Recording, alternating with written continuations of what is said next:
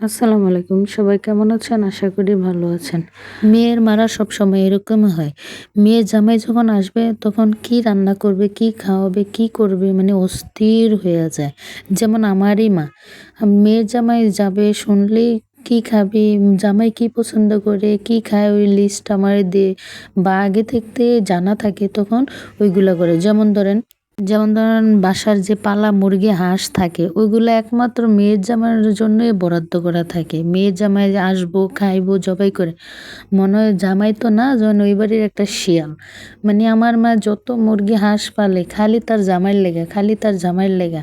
জামাই আসলে মেয়ে আসলে নানাত করে নিয়ে আসবো, ওইগুলো জবাই করে দিমু খাবে।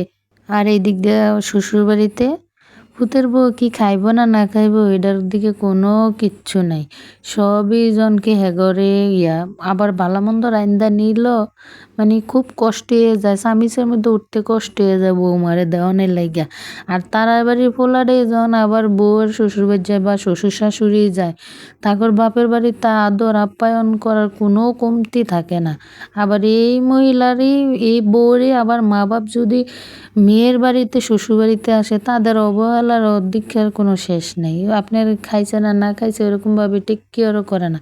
কয়টা, আমি সবারই বলছি না, কয়টা ফ্যামিলি এরকমভাবে আদর আপ্যায়ন করে ছেলেদের শ্বশুরবাড়ির লোক আসলে কয়টা ফ্যামিলি হাতে গোনা এই দুই একটা। আর নাইলে সবাই দুচ্ছাই মানে কি মেহমান আসলো কি আসলো না পুষিসও করে না।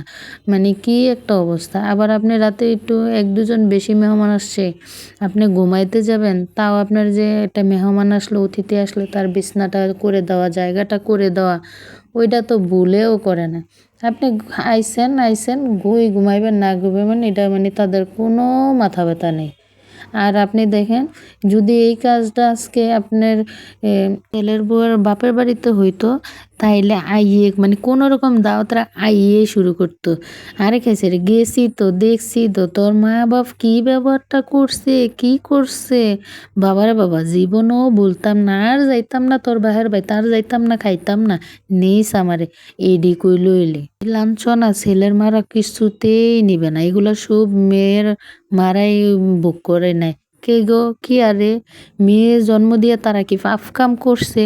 বোঝা হয়েছে তারা 20 বছর মেয়েটা ফাইল্লা লাইল্লা তোমার বাদ ফাটাইছে দাসীবান্দি করণের লেগা। দাসীবান্দি করে খাওয়ায় রান্দা বাড়ায় কইয়া তার আর মেয়ের মারার মাথার উপরে রাখবা হেইডা করো না, খালি লাঞ্ছনা। আর জামাই বেটা তো এই সম্বন্ধে শ্বশুরবাড়ির পক্ষে কোনো কথাই কইতারে না। কিছু কিছু বেটা যদি কয়ও তাইলে কয় হইছে তাবিজ কইরা লাইছে শেষ কইরা লাইছে নিয়া গেছে কাদো ওদিনে নিয়া গেছে।